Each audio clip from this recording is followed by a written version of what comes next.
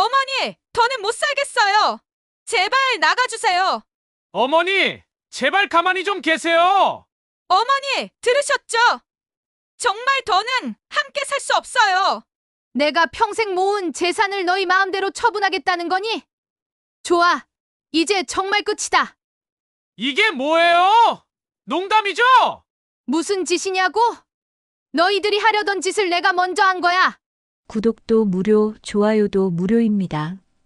꼭 눌러주세요. 이제 오늘의 이야기를 시작합니다. 빗줄기가 유리창을 세차게 때리는 저녁이었습니다. 아파트 13층 거실에서 들려오는 소음은 바깥의 빗소리보다도 더 거셌습니다. 수진이 발로 영희를 밀쳤던 순간 70평생을 살아온 영희의 몸이 거실 바닥에 그대로 넘어졌습니다. 탁! 영희가 손에 들고 있던 가족사진 액자가 마루 바닥에 떨어졌습니다. 유리가 산산조각 나면서 액자 속에서 환하게 웃고 있던 준호의 얼굴이 파편 사이로 일그러져 보였습니다. 그 사진은 3년 전 준호와 수진의 결혼식 때 찍은 것이었습니다. 그때만 해도 영희는 며느리를 얻은 기쁨으로 가득했었습니다. 준호는 부엌 문턱에 서서 말없이 상황을 지켜볼 뿐이었습니다.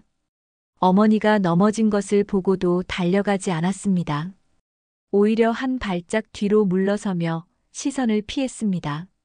마치 이 상황 자체가 자신과는 상관없는 일인 것처럼 행동했습니다. 영희는 바닥에 앉은 채로 수진을 올려다봤습니다. 수진의 얼굴에는 분노와 짜증이 뒤섞여 있었습니다. 평소 온화했던 며느리의 모습은 온데간데 없었습니다. 대신 차갑고 날카로운 시선이 영희를 내려다보고 있었습니다. 어머니, 더는 못 살겠어요. 제발 나가주세요. 수진의 목소리에는 더 이상 존댓말의 온기가 없었습니다. 마치 오래전부터 품고 있던 말을 이제야 뱉어내는 것처럼 단호했습니다. 그 말을 들은 영희는 무릎을 짚고 천천히 일어섰습니다. 관절이 아파왔지만 내색하지 않았습니다. 영희의 시선이 준호를 향했습니다. 혹시나 하는 마음이었습니다. 아들이 자신을 감싸주기를, 며느리에게 한마디라도 해주기를 간절히 바랐습니다. 하지만 준호는 끝내 고개를 돌렸습니다. 어머니와 눈을 마주치는 것조차 피했습니다. 그 순간이었습니다. 영희의 마음속에서 무언가가 서늘하게 부서지는 소리가 났습니다. 지금까지 아들을 위해, 가족을 위해 참고 견뎠던 모든 것들이 한순간에 무너져 내렸습니다. 30년 넘게 혼자 아들을 키우며 억척스럽게 살아온 세월이 무색해지는 순간이었습니다. 빗소리가 더욱 거세졌습니다. 하늘도 영희의 마음을 아는 듯 울부짖고 있었습니다. 영희는 바닥에 흩어진 유리 조각들을 바라봤습니다. 그 파편들 사이로 자신의 얼굴이 일그러져 보였습니다. 마치 지금의 마음처럼 산산조각 난 모습이었습니다. 수진이 팔짱을 끼고 서 있는 모습이 영희의 눈에 들어왔습니다. 승리자의 여유로운 표정이었습니다. 마치 오랫동안 계획했던 일을 드디어 실행에 옮기는 것처럼 보였습니다. 그 표정을 본 영희는 무언가 이상함을 느꼈습니다. 이 상황이 우연히 벌어진 것이 아닐 수도 있다는 생각이 스쳤습니다. 하지만 아직은 확신할 수 없었습니다. 다만 가슴 깊은 곳에서 불안함이 스멀스멀 올라오기 시작했습니다. 준호가 여전히 부엌 문턱에 서서 바닥만 내려다보고 있었습니다. 어머니를 바라보지도 아내에게 말리는 소리를 하지도 않았습니다. 그 침묵이 영희에게는 가장 큰 배신처럼 느껴졌습니다. 영희는 천천히 무릎을 굽혀 유리 조각들을 줍기 시작했습니다. 날카로운 파편이 손가락을 베었지만 아픔을 느끼지 못했습니다. 마음의 상처가 너무 깊어서 육체적 고통은 무감각해졌습니다. 그때 수진이 한 걸음 더 다가왔습니다. 어머니, 들으셨죠? 정말 더는 함께 살 수 없어요. 그 목소리에는 더 이상 예의라고는 찾아볼 수 없었습니다. 마치 오래전부터 이 순간을 기다렸던 것처럼 확신에 찬 어조였습니다. 영희는 손에 쥔 유리 조각을 꽉 움켜쥐었습니다. 손바닥에서 피가 흘렀지만 신경 쓰지 않았습니다. 비가 계속 내렸습니다. 그 빗소리가 영희의 마음속 폭풍우와 겹쳐지며 더욱 격렬하게 들렸습니다. 영희는 평생 남편 없이 혼자 아들을 키우며 억척스럽게 살아왔습니다. 25살에 남편을 잃고 갓난아기였던 준호를 품에 안고 세상과 맞섰습니다. 시골 작은 마을에서 남의 집 빨래를 해주고 밭일을 도우며 푼돈을 모았습니다. 손톱 밑에 흙이 끼고 손바닥에 굳은 살이 박이도록 일했습니다. 준호가 대학에 갈 때는 집을 담보로 돈을 빌렸습니다. 아들의 등록금을 위해 하루에 2끼만 먹는 날이 많았습니다. 그래도 준호 앞에서는 절대 힘든 기색을 내비치지 않았습니다. 오히려 웃으며 격려해 주었습니다. 아들이 성공하는 것만이 자신의 유일한 꿈이었습니다. 준호가 회사에 취직하고 연봉이 안정되자 영희는 처음으로 안도의 한숨을 쉬었습니다. 그리고 3년 전 준호가 수진과 결혼한다는 소식을 들었을 때는 뛸 듯이 기뻤습니다. 마침내 아들이 든든한 반려자를 만났다는 생각에 눈물까지 흘렸습니다. 결혼식 날 영희는 생전 처음으로 백화점에서 옷을 샀습니다. 며느리에게 부끄럽지 않은 시어머니가 되고 싶었습니다. 수지는 그날 영희의 손을 꼭 잡으며 말했습니다. 어머니, 앞으로 잘 부탁드려요. 정말 가족이 된 것 같아 기뻐요. 그 말이 얼마나 따뜻했는지 영희는 지금도 기억하고 있었습니다. 수진의 눈빛도 진심으로 보였습니다.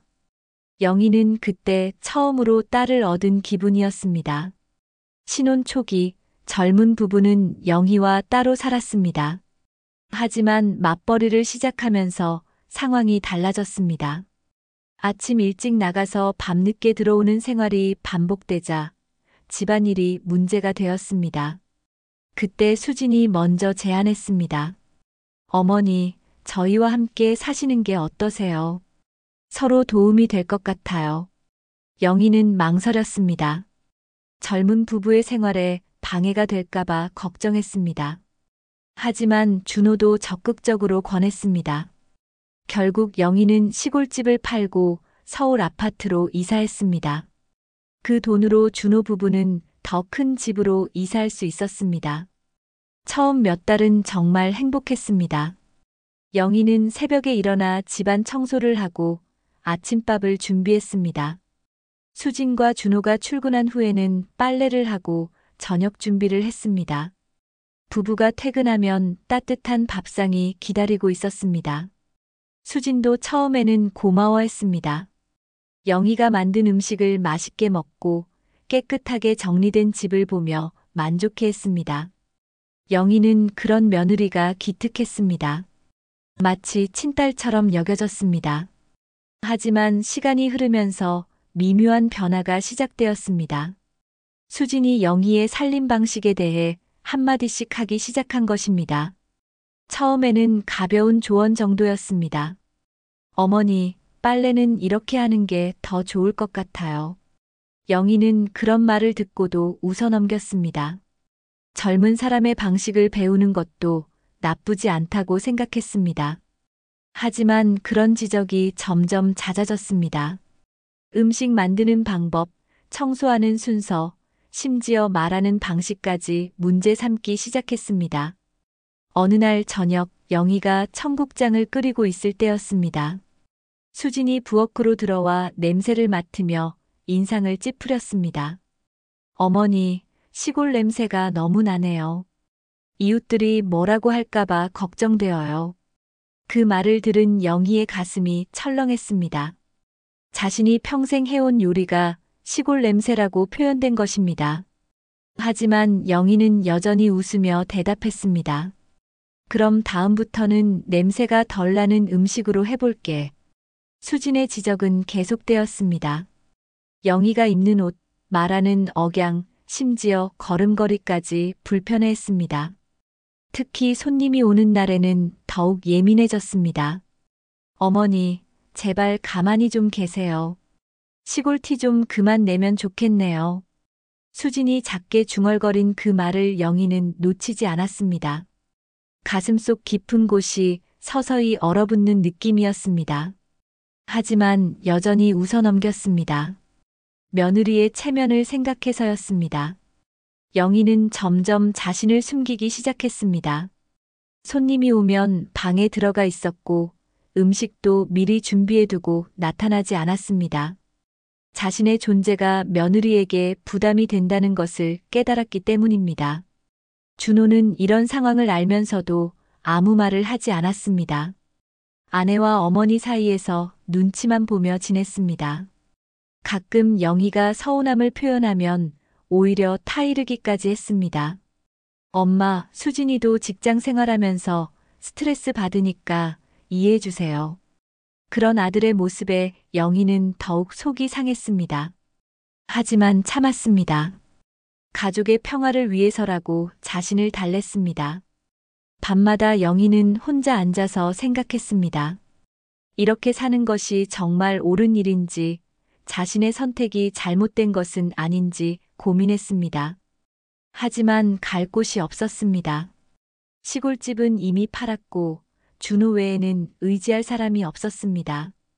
그러던 어느 날 밤 영희는 안방에서 들려오는 부부의 대화를 듣게 되었습니다. 그 대화가 자신의 운명을 완전히 바꿔놓을 줄은 몰랐습니다. 며칠 후 수진의 친구들이 집에 찾아왔습니다. 영희는 손님 맞이를 제대로 해드리고 싶어서 정성껏 김치전을 부쳤습니다. 바삭하게 잘 구워진 김치전을 예쁜 접시에 담고 차도 우려서 함께 준비했습니다. 며느리의 친구들에게 좋은 인상을 주고 싶었습니다. 거실에서 들려오는 웃음소리가 정겨웠습니다. 영희는 조심스럽게 쟁반을 들고 거실로 나갔습니다. 친구들은 모두 영희보다 한참 어린 여성들이었습니다. 영희는 밝은 표정으로 인사를 건넸습니다. 어서 오세요. 별것 아니지만 김치전 좀 부쳤어요. 그런데 수진의 표정이 순간 굳어졌습니다. 영희가 쟁반을 테이블에 내려놓으려는 순간 수진이 벌떡 일어나더니 쟁반을 빼앗았습니다. 그 순간 수진의 눈빛에는 날카로운 짜증이 서려 있었습니다. 어머니, 제발 가만히 좀 계세요. 수진의 목소리에는 더 이상 예의라고는 찾아볼 수 없었습니다. 친구들 앞에서 시어머니를 공개적으로 모욕하는 말투였습니다. 영희의 얼굴이 순간 빨갛게 달아올랐습니다. 친구들 사이에서 민망한 웃음소리가 번졌습니다. 아, 시어머니께서 직접 해주셨네요. 감사합니다. 친구 중 한 명이 어색한 분위기를 무마하려고 말했지만 이미 상황은 돌이킬 수 없었습니다. 다른 친구들은 서로 눈빛을 주고받으며 킥킥거렸습니다. 마치 재미있는 구경거리를 보는 것처럼 행동했습니다. 영희는 그 자리에 서서 어떻게 해야 할지 몰랐습니다. 며느리에게 한마디 하고 싶었지만 손님들 앞에서 가족 간의 불화를 드러내고 싶지 않았습니다. 결국 아무 말 없이 부엌으로 돌아갔습니다. 부엌에서 설거지를 하며 영희는 눈물을 참았습니다. 손님들의 웃음소리가 계속 들려왔습니다. 그 웃음 속에 자신을 조롱하는 느낌이 섞여 있는 것 같았습니다. 김치전을 만들 때의 기쁜 마음이 완전히 사라져버렸습니다. 저녁이 되어 친구들이 돌아간 후에도 수진은 영희에게 사과하지 않았습니다. 오히려 더욱 차갑게 굴었습니다. 저녁 식사 시간에도 영희와 눈을 마주치지 않았습니다. 준호 역시 아무 일 없었던 것처럼 행동했습니다. 그날 밤 영희는 잠들지 못하고 누워 있었습니다. 안방에서 들려오는 부부의 대화 소리가 귀에 들어왔습니다. 처음에는 일상적인 대화인 줄 알았습니다. 하지만 점점 자신에 대한 이야기라는 것을 알게 되었습니다. 수진의 목소리가 먼저 들렸습니다. 당신 엄마랑 계속 살 거야? 그 말에 영희의 심장이 쿵 내려앉았습니다. 숨을 죽이고 더 자세히 들어보았습니다. 나 이렇게 못 살겠어. 친구들 앞에서도 창피하고 집에 있으면 숨이 막혀. 수진의 목소리에는 진심 어린 분노가 담겨 있었습니다. 마치 오랫동안 참아왔던 감정을 터뜨리는 것 같았습니다. 준호의 대답이 이어졌습니다. 알았어. 알아서 해볼게. 그 짧은 대화가 영희의 마음을 깊게 후벼 팠습니다. 아들이 자신을 두고 알아서 해보겠다고 말한 것입니다. 마치 귀찮은 짐짝을 처리하는 것처럼 들렸습니다. 영희는 베개를 끌어안고 눈물을 흘렸습니다. 30년 넘게 아들 하나만 바라보고 살아온 세월이 한순간에 무너져 내리는 기분이었습니다. 아들을 위해 모든 것을 희생했는데 이제는 그 아들에게 짐이 되어버린 것입니다. 다음 날부터 집안 분위기는 더욱 차가워졌습니다. 수지는 영희와 마주치는 것조차 피했습니다. 아침에 일어나면 영희가 준비한 식탁을 보고도 인사조차 하지 않았습니다. 오히려 짜증스러운 표정으로 간단히 먹고 출근했습니다. 준호는 어머니와 아내 사이에서 더욱 눈치를 보며 지냈습니다. 영희가 말을 걸어도 대충 대답하고 얼른 자리를 피했습니다. 마치 어머니와 대화하는 것 자체가 아내에게 죄를 짓는 일인 것처럼 행동했습니다. 영희는 점점 작아졌습니다. 집안에서 움직일 때도 소리가 나지 않게 조심했습니다. 텔레비전도 작은 소리로 보고 전화통화도 속삭이듯 했습니다. 자신의 존재를 최대한 숨기려고 노력했습니다. 하지만 그럴수록 수진의 태도는 더욱 노골적이 되었습니다. 영희가 청소를 해놓으면 다시 하라고 했고 음식을 만들면 짜다느니 맵다느니 트집을 잡았습니다. 마치 영희를 집에서 내쫓기 위해 일부러 괴롭히는 것 같았습니다. 어느 날 저녁 영희는 혼자 앉아서 생각했습니다. 이 집에서 자신의 자리는 정말 없는 것일까요? 아들을 위해 모든 것을 바쳤는데 이제는 그 아들마저 자신을 등진 것 같았습니다. 그 순간 영희는 결심했습니다. 더 이상 이렇게 당하고만 살 수는 없다고. 며느리의 진짜 속셈이 무엇인지 확인해 보기로 했습니다.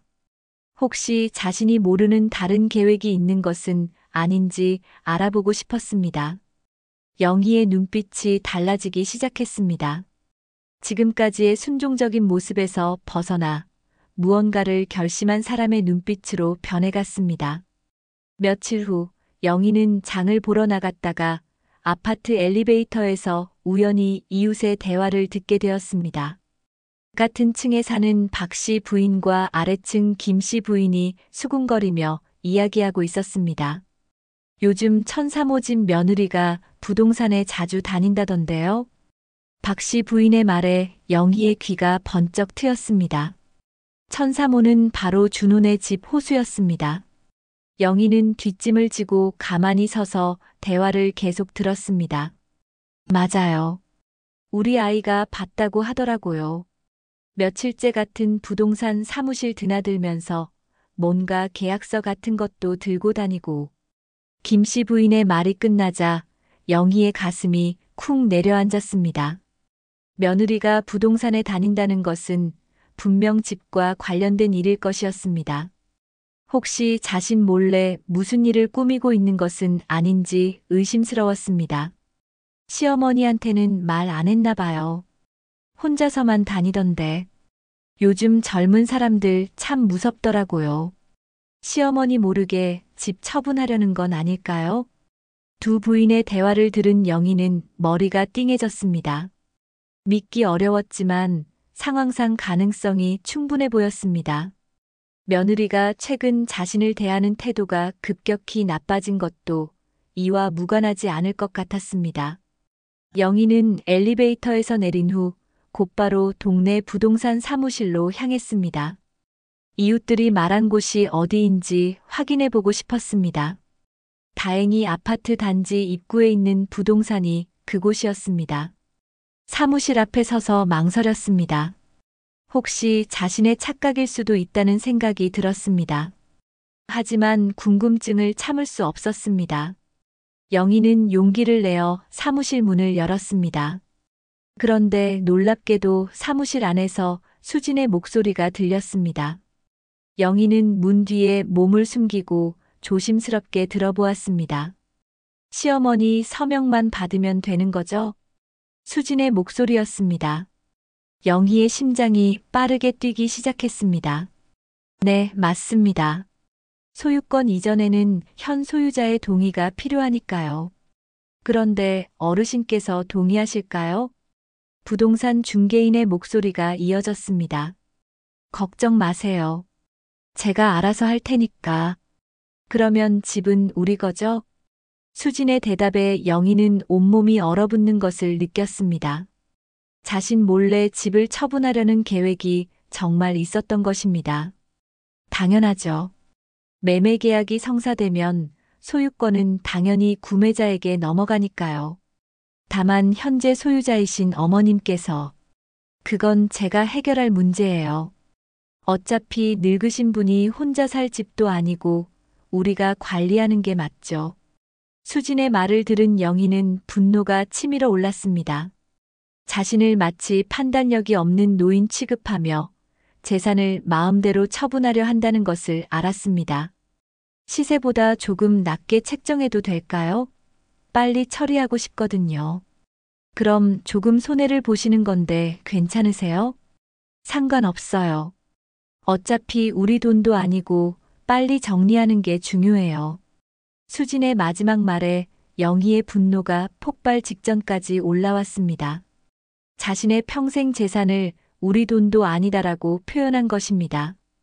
게다가 시세보다 낮게 팔아서라도 빨리 처분하려 한다니 그 속셈이 뻔히 보였습니다. 영희는 더 이상 들을 수 없어서 사무실을 나왔습니다. 집으로 돌아가는 길에 머릿속이 복잡했습니다. 며느리의 배신이 이 정도일 줄은 몰랐습니다. 단순히 함께 살기 싫어하는 것이 아니라 아예 재산까지 가로채려는 계획이었던 것입니다. 집에 도착한 영희는 곧바로 자신의 방으로 들어갔습니다. 서랍에서 집 관련 서류들을 꺼내 확인해 보았습니다. 다행히 아직 아무것도 처리되지 않은 상태였습니다. 하지만 언제 수진이 서명을 요구할지 모르는 상황이었습니다. 그날 저녁 수진과 준호가 퇴근한 후에도 영희는 아무 내색을 하지 않았습니다. 평소처럼 저녁을 준비하고 설거지를 했습니다. 하지만 마음속으로는 계획을 세우고 있었습니다. 밤늦게 부부가 잠든 후 영희는 혼자 거실에 앉아 생각했습니다. 이 상황을 준호에게 말해야 할까요? 하지만 며칠 전 들었던 부부의 대화를 생각하면 준호도 이미 아내 편인 것 같았습니다. 알아서 해보겠다던 아들의 말이 계속 머릿속을 맴돌았습니다. 혹시 준호도 이 계획에 동참하고 있는 것은 아닐까요? 아니면 최소한 묵인하고 있는 것은 아닐까요? 영희는 결심했습니다. 더 이상 당하고만 있을 수는 없다고. 이들의 계획이 무엇인지 정확히 파악하고 자신만의 대응책을 마련해야 한다고 생각했습니다. 다음 날부터 영희는 더욱 조심스럽게 행동했습니다. 겉으로는 평소와 다름없이 지내면서도 속으로는 며느리와 아들의 움직임을 주의 깊게 관찰했습니다. 며칠 후 영희의 예상이 현실이 되었습니다. 수진이 드디어 본색을 드러낼 때가 온 것입니다. 영희가 부동산 사무실에서 들은 대화를 확인하기 위해 며칠을 기다린 후 드디어 준호에게 그 이야기를 꺼냈습니다. 저녁 식사를 마친 후 수진이 샤워를 하러 들어간 틈을 이용했습니다. 준호야, 엄마가 할 말이 있어. 영희의 진지한 목소리에 준호는 고개를 들었습니다. 하지만 그의 표정에는 이미 귀찮다는 기색이 역력했습니다. 수진이가 부동산에 다니면서 집 팔 준비를 하고 있더라. 엄마 몰래 말이야. 영희의 말에 준호의 표정이 잠깐 당황스러워졌습니다. 하지만 곧 평소의 무덤덤한 얼굴로 돌아왔습니다. 엄마, 그냥 수진이 말 좀 들어줘요. 준호의 대답은 영희가 예상했던 것과 정확히 일치했습니다. 아들은 이미 아내 편이었습니다. 며느리의 계획을 알고 있으면서도 어머니에게는 숨기고 있었던 것입니다. 내가 평생 모은 재산을 너희 마음대로 처분하겠다는 거니? 영희의 목소리에 분노가 섞여 들어갔습니다. 하지만 준호는 여전히 시큰둥한 반응이었습니다. 엄마도 이제 나이 드셨으니까 우리가 관리하는 게 나을 것 같은데요. 수진이도 엄마 생각해서 하는 말이에요. 그 말을 들은 영희는 더 이상 아들에게 기대할 것이 없다는 것을 깨달았습니다. 30년 넘게 아들 하나만 바라보고 살았는데 그 아들이 자신을 이렇게 대하고 있었습니다. 며칠 뒤 저녁 식탁에서 더욱 충격적인 일이 벌어졌습니다. 영희가 밥을 먹고 있는데 수진이 일부러 발로 영희의 발등을 세게 밟았습니다. 너무 갑작스러워서 영희는 아 하고 소리를 질렀습니다. 어머, 발이 거기 있는 줄 몰랐네요. 수진의 목소리에는 전혀 미안한 기색이 없었습니다. 오히려 약간의 만족감이 섞여 있는 것 같았습니다. 일부러 한 일이라는 것이 너무나 명백했습니다. 준호는 그 광경을 보고도 아무 말을 하지 않았습니다. 오히려 고개를 돌려 텔레비전을 봤습니다. 마치 아무 일도 일어나지 않은 것처럼 행동했습니다. 그 순간 영희의 마음속에서 무언가가 터졌습니다. 지금까지 참고 견뎠던 모든 감정들이 한꺼번에 폭발했습니다. 30년 넘게 아들을 위해 희생했던 세월, 며느리를 위해 참았던 모든 순간들이 무너져 내렸습니다. 살아오며 수없이 견뎌온 서러움이 그날 완전히 폭발했습니다. 남편 없이 혼자 아들을 키우며 당했던 온갖 무시와 멸시, 가난 때문에 참았던 굴욕들, 그리고 지금 며느리와 아들에게 당하고 있는 배신감까지 모든 것이 한꺼번에 치밀어 올랐습니다. 영희는 그 자리에서 일어났습니다. 더 이상 참지 않기로 결심했습니다. 이들이 자신을 우습게 본다면 진짜 무서운 게 뭔지 보여주기로 했습니다. 좋아, 이제 정말 끝이다. 영희는 속으로 중얼거렸습니다. 그동안의 순종적이고 착한 시어머니는 그날로 끝났습니다. 대신 자신의 권리를 지키기 위해 싸울 준비가 된 여자가 남았습니다. 그날 밤부터 영희는 계획을 세우기 시작했습니다. 아무도 모르게 조용히 움직이기로 했습니다. 수진과 준호가 자신을 속였듯이 이번에는 자신이 그들을 속일 차례였습니다. 며칠 동안 영희는 겉으로는 평소와 똑같이 행동했습니다. 아침에 일어나 청소를 하고 밥을 해주고 빨래를 했습니다. 하지만 틈틈이 은행을 드나들며 자신만의 준비를 했습니다. 수진과 준호는 영희의 변화를 전혀 눈치채지 못했습니다. 여전히 영희를 만만하게 보고 있었습니다. 언제든지 자신들 마음대로 조종할 수 있는 존재라고 생각했습니다. 하지만 영희는 더 이상 예전의 영희가 아니었습니다. 이제는 복수를 계획하는 여자였습니다. 자신을 배신한 가족들에게 정당한 대가를 치르게 할 생각이었습니다. 영희는 밤마다 서랍 속에서 도장을 꺼내 잡으며 중얼거렸습니다. 이 집은 내 손으로 끝내겠어. 그 목소리에는 지금까지 볼 수 없었던 차가운 결의가 담겨 있었습니다. 30년 동안 억눌렀던 분노가 마침내 폭발할 준비를 하고 있었습니다. 수진과 준호는 아직 모르고 있었습니다. 자신들이 건드려서는 안 될 사람을 건드렸다는 것을, 그리고 그 대가가 얼마나 혹독할지도 상상하지 못하고 있었습니다.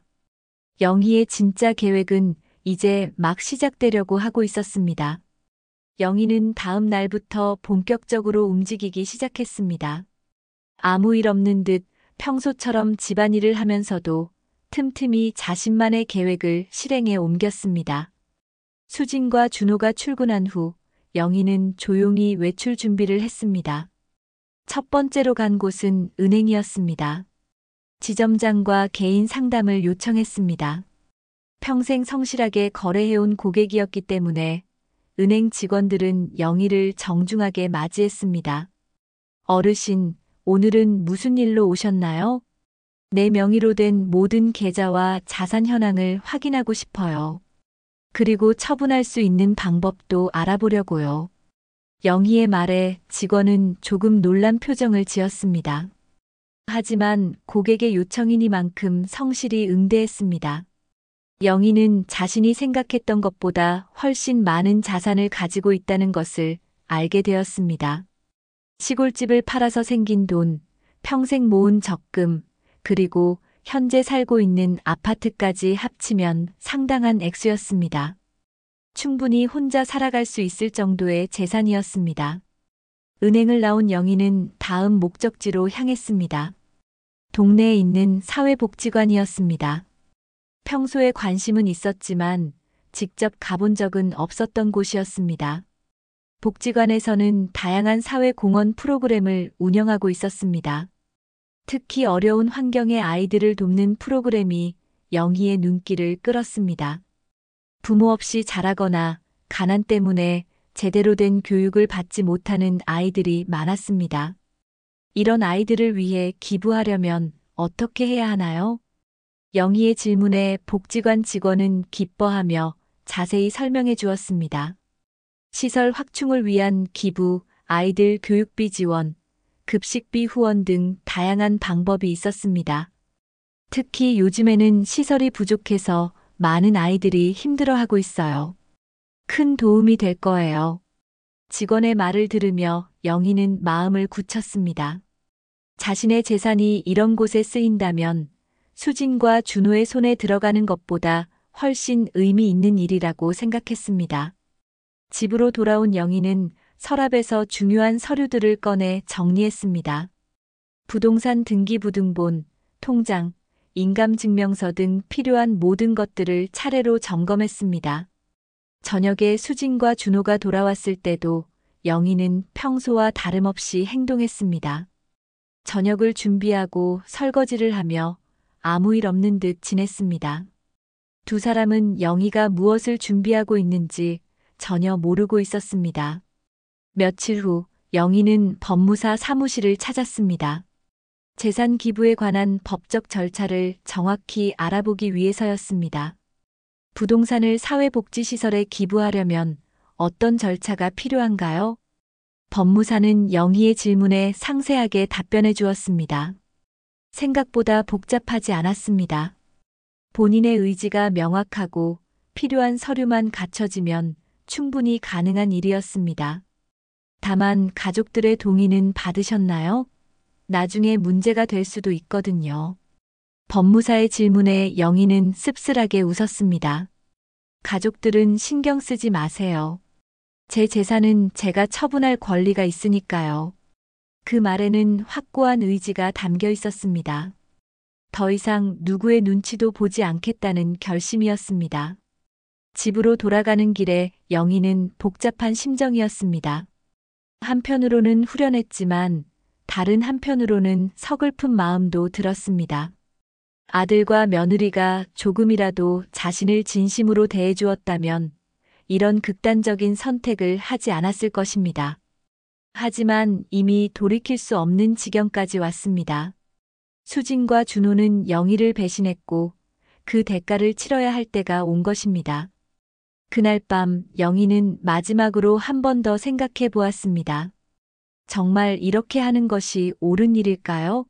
하지만 며느리가 부동산에서 했던 말들이 계속 머릿속을 맴돌았습니다.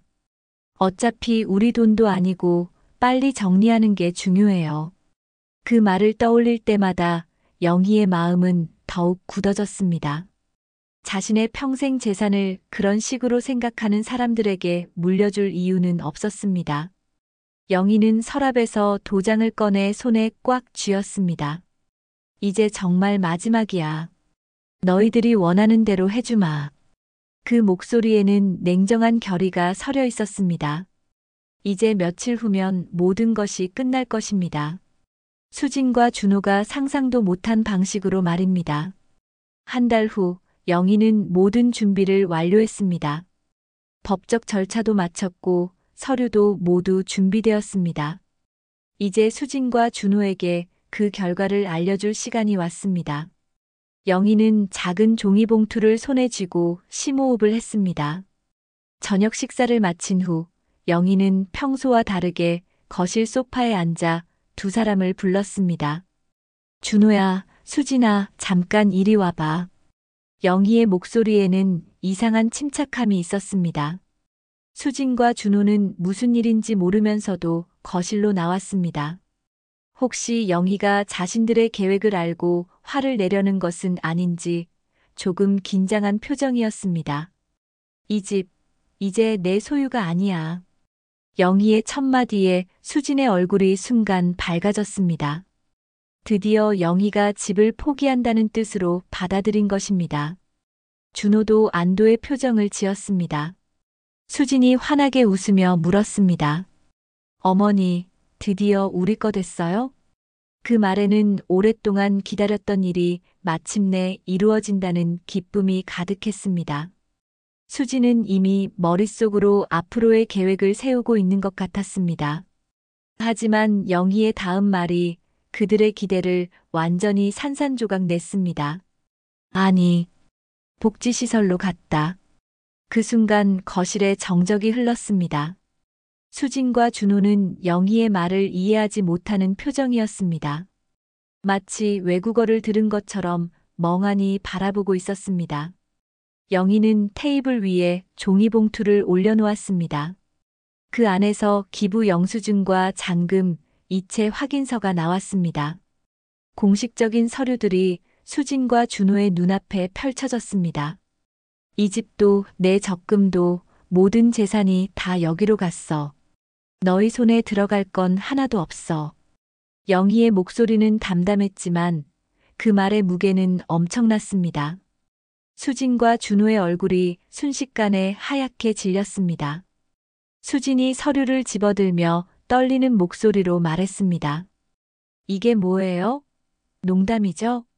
하지만 서류는 진짜였습니다. 공식 인감이 찍혀 있고 법무사 사무실의 직인도 선명했습니다. 부동산 기부 계약서, 은행 계좌 해지 확인서, 모든 것이 완벽하게 처리되어 있었습니다. 준호가 벌떡 일어나며 소리쳤습니다. 엄마, 이게 무슨 짓이에요? 하지만 영희는 조금도 흔들리지 않았습니다. 오히려 차가운 미소를 지으며 대답했습니다. 무슨 짓이냐고? 너희들이 하려던 짓을 내가 먼저 한 거야. 그 말에 수진과 준호는 할 말을 잃었습니다. 자신들의 계획이 들켰다는 것을 깨달았기 때문입니다. 부동산에서 하던 말 다 들었어. 시어머니 서명만 받으면 된다고, 어차피 우리 돈도 아니라고 하던 그 말 말이야. 영희의 말에 수진의 얼굴이 더욱 창백해졌습니다. 자신들의 비밀 계획이 완전히 노출된 것입니다. 그리고 준호야, 너도 마찬가지야. 수진이 말 좀 들어달라고 알아서 해보겠다고 하던 그 말도 다 들었어. 준호는 더 이상 변명할 수 없었습니다. 어머니가 모든 것을 알고 있었던 것입니다. 내가 30년 넘게 너 하나만 보고 살았는데 너희들은 나를 귀찮은 짐짝 취급했어. 그럼 이제 정말 짐짝이 되어줄게. 영희는 일어서서 자신의 방으로 향했습니다. 그리고 마지막으로 한마디 더 던졌습니다. 내일부터 이 집 월세 내야 해. 복지시설에서 임대료 받기로 했거든. 그 말이 끝나자 수진이 히스테리를 부리기 시작했습니다. 어머니, 이게 말이 되는 소리예요? 가족인데 어떻게 이럴 수 있어요? 하지만 영희는 돌아보지도 않았습니다. 가족? 너희들이 먼저 가족을 포기했잖아. 그날 밤 수진과 준호는 거실에서 서로를 원망하며 밤을 새웠습니다. 모든 계획이 물거품이 되었고 오히려 자신들이 궁지에 몰린 상황이 되었습니다. 수진은 울면서 준호를 탓했습니다. 당신이 어머니를 제대로 설득하지 못해서 이렇게 됐잖아요. 준호도 화를 내며 대답했습니다. 그럼 당신이 너무 노골적으로 굴어서 그렇지. 하지만 이미 늦었습니다. 영희의 복수는 완벽했고 돌이킬 수 없었습니다. 몇 주 후 준호와 수지는 반지하 단칸방에서 살고 있었습니다.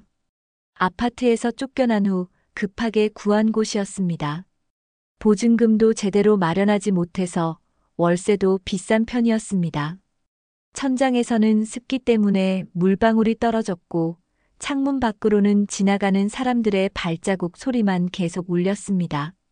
수지는 좁은 방 한 구석에 앉아서 스마트폰을 들여다보고 있었습니다. 부동산 앱을 켜고 집을 알아보고 있었지만 마땅한 곳이 없었습니다. 갑작스럽게 나온 상황이라 제대로 된 준비도 없었고 무엇보다 돈이 부족했습니다. 준호는 작은 테이블에 앉아서 계산기를 두드리고 있었습니다. 월급으로는 이 비싼 월세를 감당하기 어려웠습니다. 게다가 반지하 방은 습하고 곰팡이 냄새까지 났습니다. 매일 밤 잠들기 전에 후회의 마음이 밀려왔습니다. 당신 때문에 이렇게 됐잖아요. 수진이 준호를 향해 화를 냈습니다. 스트레스가 쌓이면서 부부 사이도 점점 나빠지고 있었습니다. 내 탓이라고? 당신이 너무 성급하게 굴어서 그렇지. 준호도 지친 목소리로 대답했습니다. 서로를 원망하는 일이 매일 반복되었습니다. 예전 아파트에서의 편안한 생활이 그리워졌지만 이제는 돌이킬 수 없었습니다. 벽이 얇아서 옆집 소음도 그대로 들렸습니다. 아기 우는 소리, 텔레비전 소리, 부부 싸우는 소리까지 모든 것이 섞여서 들려왔습니다. 수지는 귀를 막고 싶었지만 소용없었습니다. 며칠 전에는 회사 동료가 집들이에 초대했지만 갈 수 없었습니다. 이런 곳에 사는 것을 들키고 싶지 않았기 때문입니다. 예전에는 넓은 아파트에 살면서 친구들을 자주 초대했는데 이제는 그런 일들이 모두 불가능해졌습니다. 준호는 어머니 생각이 자주 났습니다. 영희가 지금 어떻게 지내고 있는지 궁금했지만 연락할 용기가 나지 않았습니다. 자신들이 저지른 일을 생각하면 부끄러웠습니다. 한편 영희는 자신이 기부한 복지시설을 찾아갔습니다. 아이들이 새로 지어진 건물에서 공부하고 노는 모습을 보니 마음이 따뜻해졌습니다. 자신의 재산이 이렇게 의미 있게 쓰이고 있다는 것에 만족감을 느꼈습니다. 할머니, 고맙습니다. 한 아이가 영희에게 달려와서 안겼습니다. 그 아이는 부모 없이 시설에서 자라고 있었지만 밝은 표정으로 웃고 있었습니다. 할머니 덕분에 새 교실도 생기고 도서관도 생겼어요. 다른 아이들도 영희 주위로 모여들었습니다. 아이들의 순수한 웃음소리가 영희의 마음을 따뜻하게 만들었습니다. 이런 순간들이 자신의 선택이 옳았다는 것을 확신시켜 주었습니다. 시설 원장도 영희에게 깊이 감사했습니다. 어르신 덕분에 정말 많은 아이들이 도움을 받고 있어요. 앞으로도 이 아이들이 훌륭하게 자랄 수 있을 거예요. 영희는 고개를 끄덕이며 미소를 지었습니다. 자신의 마지막 선택이 이렇게 많은 사람들에게 희망을 주고 있다는 사실이 기뻤습니다. 복지시설을 나오는 길에 영희는 하늘을 올려다봤습니다. 구름 사이로 햇살이 비치고 있었습니다. 마음이 한결 가벼워진 기분이었습니다. 영희는 속으로 중얼거렸습니다.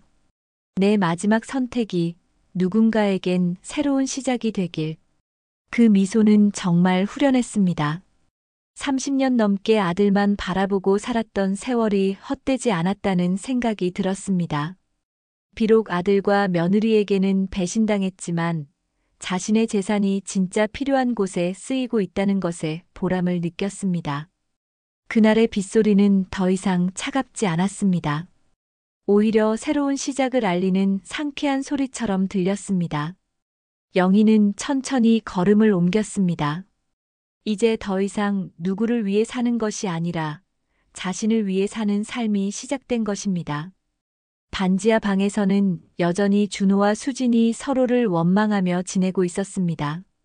물방울이 떨어지는 소리와 발자국 소리가 그들의 현실을 더욱 쓸쓸하게 만들었습니다. 그들은 이제야 깨달았습니다. 진짜 소중한 것이 무엇이었는지, 그리고 그것을 잃었을 때의 대가가 얼마나 혹독한지를 말입니다. 영희의 복수는 완성되었습니다.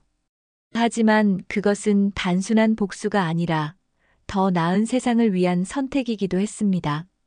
자신을 배신한 사람들에게는 교훈을, 도움이 필요한 아이들에게는 희망을 준 것입니다. 그렇게 모든 이야기가 끝났습니다. 각자가 선택한 길의 결과를 감당하며 살아가는 새로운 시작이었습니다. 오늘의 이야기 어떠셨나요? 여러분의 생각과 느낌을 댓글로 적어주세요.